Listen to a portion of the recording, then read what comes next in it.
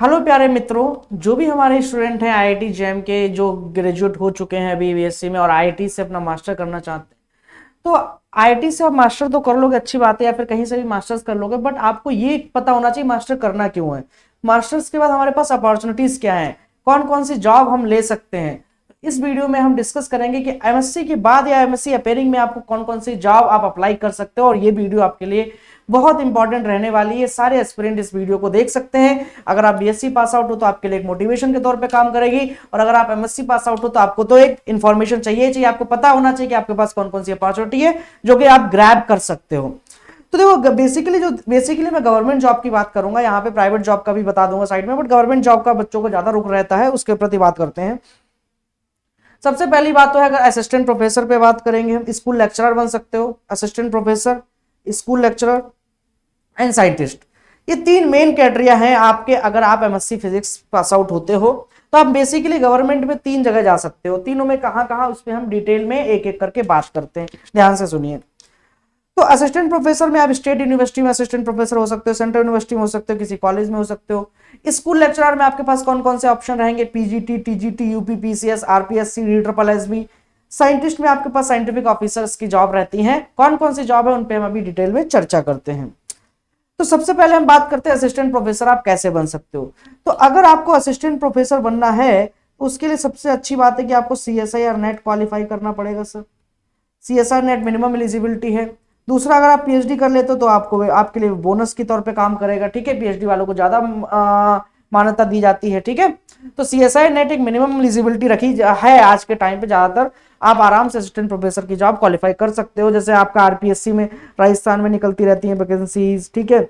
UP PCS जो है उसमें भी, यूपी ट्रिपल एससी बोल सकते हो, उसमें भी आपकी यूपी में भी वैकेंसी आती है। हर स्टेट में एमपी पीसीएस आता है, उसमें भी आपकी असिस्टेंट प्रोफेसर की वैकेंसी निकलती है। तो अलग अलग स्टेट में असिस्टेंट प्रोफेसर की वैकेंसीज निकल सकती है, जहां पे आप अप्लाई कर सकते हो। अगर आपका नेट, उनका एंट्रेंस एग्जाम होता है, वो आपको रिटन क्वालिफाई करना है। कहीं पे इंटरव्यू होता है, कहीं पे नहीं होता, बट रिटन आपका हर हाल में क्वालिफाई आपको करना ही पड़ेगा इस एग्जाम का, ठीक है।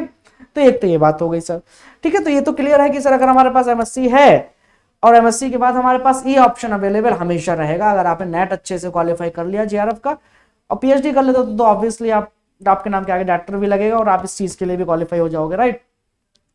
तो ये तो आपके पास हमेशा चीज रहेगी। अब दूसरा बच्चा एक ऐसा आता है कि सर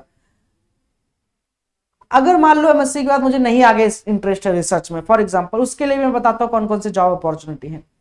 कोई ऐसा स्टूडेंट है जिसको मान लो एमएससी के बाद बिल्कुल भी इंटरेस्ट नहीं है कि वो रिसर्च में जाए, फॉर एग्जांपल, वो जल्दी से जल्दी जॉब चाहता है, बट एमएससी करना चाहता है जरूर है। एमएससी जैसे अभी जो भी बच्चे बीएससी में वो पोस्ट ग्रेजुएशन करना चाहते हैं, बट वो चाहते हैं कि पोस्ट ग्रेजुएशन के बाद उनको जॉब भी लगता रहे। तो पोस्ट ग्रेजुएशन के बाद आपके लिए सबसे अच्छी जॉब आती है post graduate teacher, that is PGT की। अब पीजीटी की जॉब आप अलग अलग जगह कर सकते हो, अलग अलग वैकेंसीज। उसके लिए आपको एक चीज एक्स्ट्रा करनी पड़ेगी, वो आपको करना पड़ेगा कहीं ना कहीं से बीएड, ठीक है। बीएड आपको करना पड़ेगा सबसे पहली बात तो, पीजीटी टीचर अगर करना है। पीजीटी टीचर कहां कहां बन सकते हो, बहुत अच्छी vacancy, D triple S B है, यूपी पीजीटी है। वो अलग बात है, यूपी पीजीटी का एग्जाम अभी तक नहीं हुआ 2 साल से। डी ट्रिपल एस बी का फॉर्म अभी निकला है, हर कहीं ना कहीं। केवी है, केवीएस, उसके बाद एनबीएस है। इतनी सारी वैकेंसीज है, ये टॉप लेवल की सेंट्रल गवर्नमेंट की जॉब है।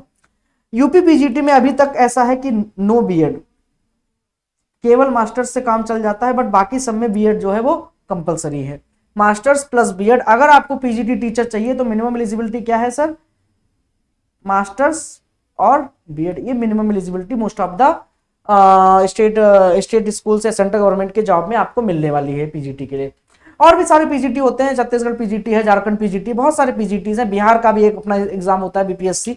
मैंने आपको सेंट्रल लेवल के टॉप एग्जाम बताए हैं, जो ये जो सारे बताए ये सेंट्रल लेवल के यूपी पीजीटी को छोड़ के, जो कि जहां पे बच्चों का टारगेट सबसे ज्यादा रहता है, केंद्रीय विद्यालय, नवोदय विद्यालय। और हाँ, आज के टाइम पे एक एग्जाम और स्टार्ट हुआ है, मैं बताना भूल गया, ईएमआरएस, ठीक है। ये अभी एग्जाम अभी ये कॉलेज स्टार्ट हुए, नवोदय की तरह रेजिडेंशियल स्कूल खोले गए हैं, ठीक है, ईएमआरएस, ठीक है।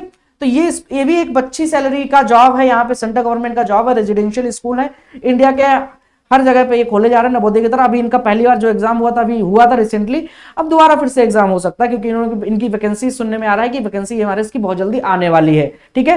तो जिन लोगों का मास्टर्स और बीएड है वो लोग तो बिल्कुल तैयार रहे, ईएमआरएस का ऑप्शन भी आपके पास है।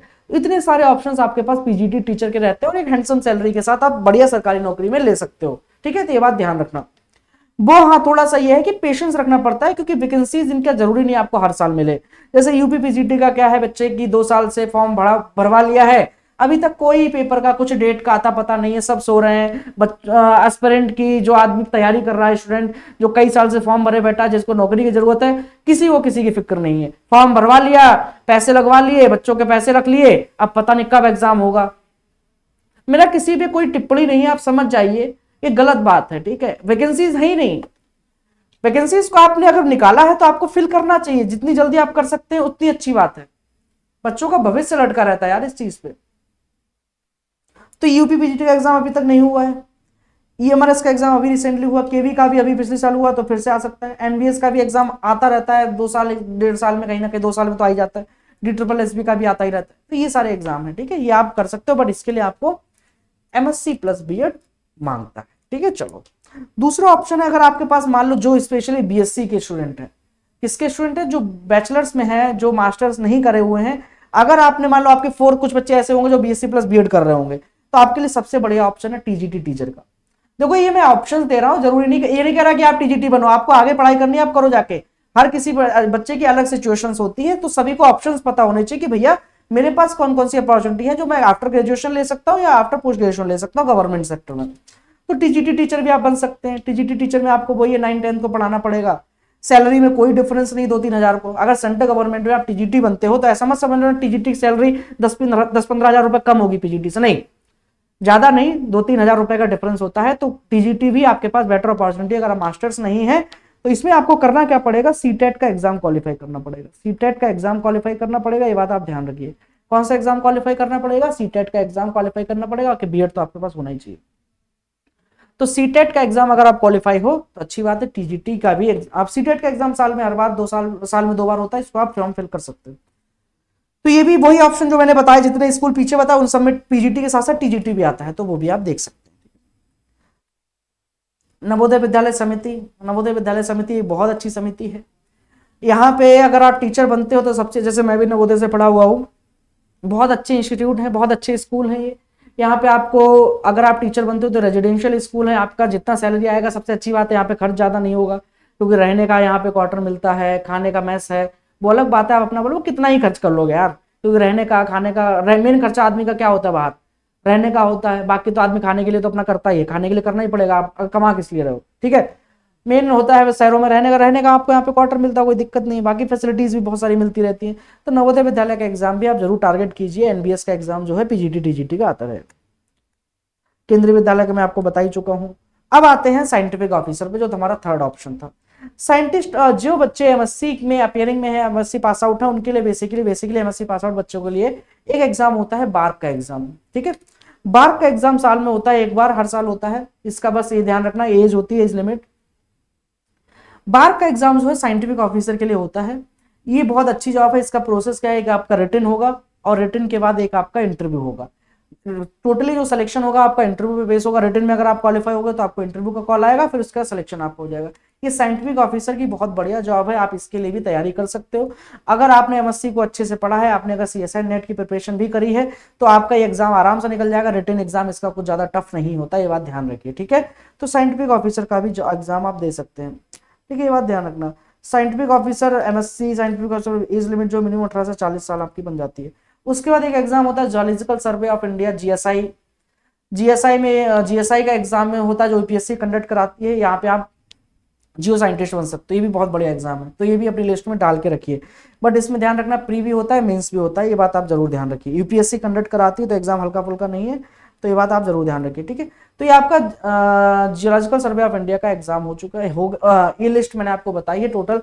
पहले आपको बताया असिस्टेंट प्रोफेसर, उसका स्कूल में कहाँ कहाँ अपॉर्चुनिटी बन सकती है, और 2 आपको ये मैंने बताई। बाकी और भी अपॉर्चुनिटीज हो सकती है, बट जो मेन अपॉर्चुनिटीज हैं वो मैंने बताई। अब प्राइवेट सेक्टर की अगर मैं बात करूँ तो प्राइवेट सेक्टर में तो आप कहीं भी किसी भी इंस्टीट्यूट में, अगर आपका मास्टर्स कर लिया है आईआईटी से स्पेशली, तो कोई भी कोचिंग आपको इजीली ले लेगी। आप कोचिंग में आराम से पढ़ा सकते हो, कोई दिक्कत नहीं कोचिंग्स में।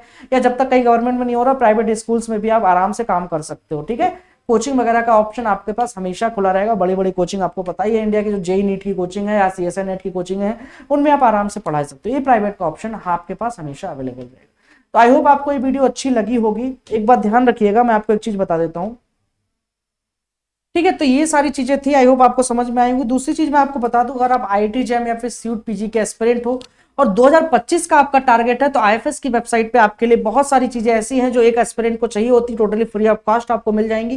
वेबसाइट पे जाइएगा, विजिट कीजिएगा, आपको बहुत सारे प्रैक्टिस क्वेश्चन मिलेंगे। सारे प्रीवियस ईयर के पेपर आप डाउनलोड कर सकते हैं। सीयूट पीजी के पेपर कहीं नहीं मिलते, बट बच्चों को आईएफएस की वेबसाइट पे एक साथ मिल जाते हैं सारे ईयर वाइज। आईआईटी जैम के भी पेपर मिल जाएंगे। और सबसे इंपॉर्टेंट है बेटा, पेपर का एनालिसिस आपको मिल जाएगा, जो कि बहुत इंपॉर्टेंट है। पेपर का एनालिसिस नहीं करोगे तो आपकी प्रिपरेशन जो है अंधकार में रहेगी, आपको पता ही नहीं रहेगा कौन सा टॉपिक कितना पढ़ना है, कौन सा टॉपिक को इग्नोर करना है। तो सारी एनालिसिस हमने करके डाल रखी है, आपको बस देखना है कि कौन से टॉपिक से कितना सवाल आया फ्री में आईएफएस के online.com पे। सिलेबस जानना, पैटर्न जानना, कट ऑफ जानना, सारी चीजें आपको बहुत प्यार से वहां पे मिल जाती हैं। तो फटाफट से जाइए ifsonline.com को विजिट कीजिए फ्री ऑफ कॉस्ट। वहां पे जो भी चीजें आपके काम की हैं उनको ले लीजिए और देखिए वहां पे अगर आपको कोई चीज अच्छी लगती है तो उसको आप आराम से देखिए। प्रैक्टिस क्वेश्चन की खासियत यह है कि आपको यहाँ पे टेस्ट की फॉर्मेट में डालेंगे, जैसे आपका ऑनलाइन एग्जाम होता है सीबीटी, उसी फॉर्मेट में आप इन क्वेश्चंस को लगा सकते हैं। तो जाइए विजिट कीजिए। आई होप आपको ये वीडियो अच्छी लगी होगी। अगर ये वीडियो अच्छी लगी तो अपने मित्रों के साथ शेयर कीजिए। Thank you so much.